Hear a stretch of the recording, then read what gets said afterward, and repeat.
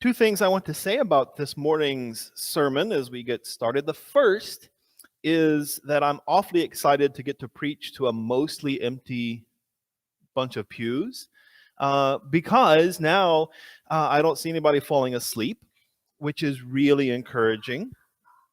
The downside is I won't know that it's time to be done because I won't see people falling asleep. But you can hit pause, you can go get coffee, whatever you need to for those of you who are live streaming. The second thing that I want to say is that I pondered whether or not I should rewrite the sermon and do something very different entirely about our response to the COVID-19 epidemic that we're facing. But I decided to stay with the theme that we've been using throughout Lent of exploring our membership vows as sort of ways of growing in the faith. And I did that partly because in the midst of all of the upheaval, it's nice also to have a sense of normalcy. But I think you'll see that in some ways, as I looked at this week's sermon and questions around what we might be called to do to respond, it dovetailed really nicely with the reality that we're facing these days. So that's kind of where we are. If you've been paying much attention this week, of course, in the last several weeks, one of the first things that health officials told us as a way of keeping ourselves and others safe was to not touch your face. Wash your hands and don't touch your face. And most of us over the last few weeks have realized how very much we touch our face and how tempting it is now when you feel an itch. We realize being told not to touch our face makes us keenly aware of how often I want to touch my face and how often I'm just, oh man. So I'm washing my hands a lot because I've not been able to successfully not touch my face. And I thought, oh man, this is terrible. And then I saw someone say, oh gosh, I just looked at my retirement account. Don't do that. And I thought, that's worse than don't touch your face. Don't check your pension balance. Oh, man. Oh, so I have not done that yet. Perhaps you have. There are two numbers that we hear almost every day in the news reports, aren't there? There are numbers about the number of cases of infection of COVID-19 that we've seen, either at a global scale or for most of us, sort of more locally in our state or our county or the U.S., and we see daily reports on what's happening in the stock market. The stock market plunged this many points, or the stock market rebounded this many points. And it dawns on me how much faith and trust we put into finance, to numbers, to money. How much we count on that to tell us whether we are safe or endangered. Most of us probably can't explain in a lot of detail how those stock market reports are generated. Most of us couldn't tell you all the different companies and industries that are part of the Dow Jones Industrial Average or any of the other sort of ways that we measure the performance of the stock market. But we all have this sense that if we hear that the stock market is going up, we're going to be okay. And if the stock market is going down, we all have a sense of concern and worry about what that means for us and for our community, for the economy. And it is absolutely true that in a very broad kind of way, as the stock market climbs, there is more money in our economy. And as the stock market declines, there is less economic benefit for a lot of us. But let's not make the mistake of thinking that somehow stock market is the real measure of our safety and well-being. That's kind of exactly the thing that Jesus warns us against, of putting our faith in money and finance. We trust and we hear and we are told from the time we're children to trust the economy, and if we just work hard, it's going to be safe. But have you noticed that when the stock market declines, many of us are told we're going to have to make sacrifices. Hours are going to be cut, salaries are going to be reduced, or we'll be let go from our jobs. But when the stock market rebounds, the stock owners, the millionaires and the billionaires, tend to recoup their losses first, and it's a long time before the benefit trickles down. The economy, as we measure it, measures the wealthiest folks, not the most vulnerable folks. And Jesus warns us against that kind of kingdom and empire. And it's hard because so much of what we think about and talk about, and so much of what we measure ourselves by, is money. If you've been around the church, if you grew up in the church, you probably have an experience a lot like I did, that as a kid, my parents would give me $1 in the Sunday mornings and say, go drop it in the offering plate, so that they might teach me how to give. And then at some point around junior high, my church got a Coke machine. I thought that was amazing because my parents didn't buy me Coke often at home. And so the church having a Coke machine, I thought, was clearly a sign of a benevolent and loving God. And I would often, every Sunday, beg my parents for money and to get a Coke after worship. And they would say yes or no. And then the next week. And finally, after a year or two of this, my parents said, you should just give money to the church because it's good for the work of the church, not because you're getting a Coke. Because I had argued with them that, hey, I'm giving money to the church. And I said, no. See, here's the thing. I am giving money to the church. It's just that the Lord chooses to reward me with a soda for my faithfulness. So that next evening, that very same evening, I went to youth group. And I had the $1 that I brought to get a Coke, and I plugged it in the machine, and it ate my $1 as it does. And I pushed the Coke button, and it made some funny noises, and nothing came out.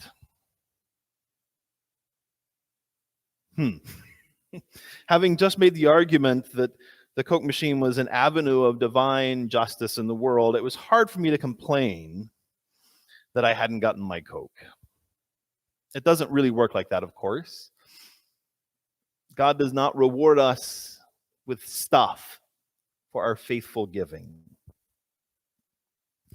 Our membership vows, our United Methodist membership vows, we are invited to support the life and ministry of our congregation through our prayers, our presence, our gifts, our service, and our witness. Our gifts. To give of ourselves, of what we have, for the life and work and ministry of our congregation, for one another and for our community, and indeed for our world.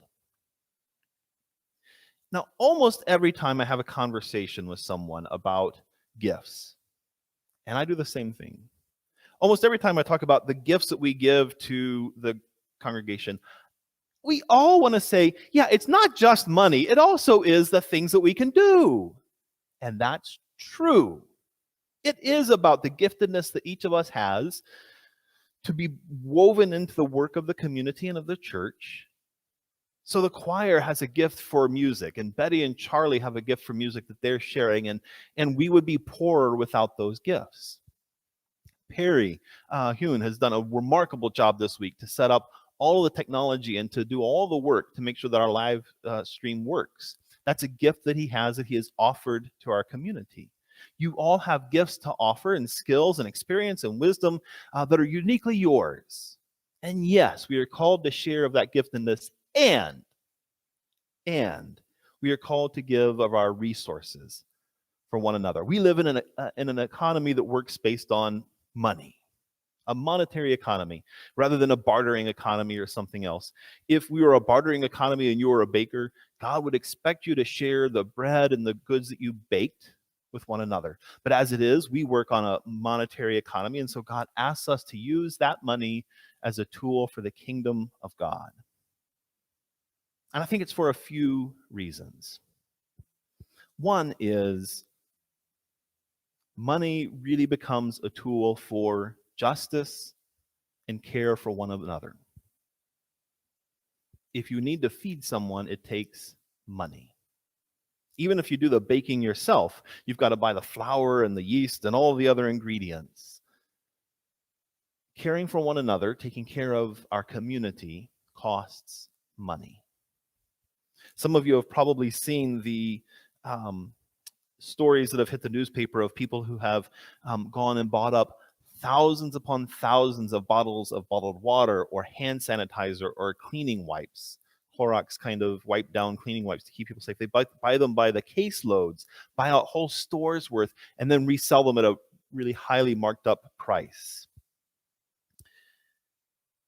This is just kind of the thing that Jesus said about hoarding for yourself and storing up treasures. The reality is it costs money to care for one another, and we as followers of Jesus are called to use our money in a way differently than those who might hoard up the stuff for themselves, to be beneficiaries of it. And that really is the thing that Jesus wants us to understand about our use of money.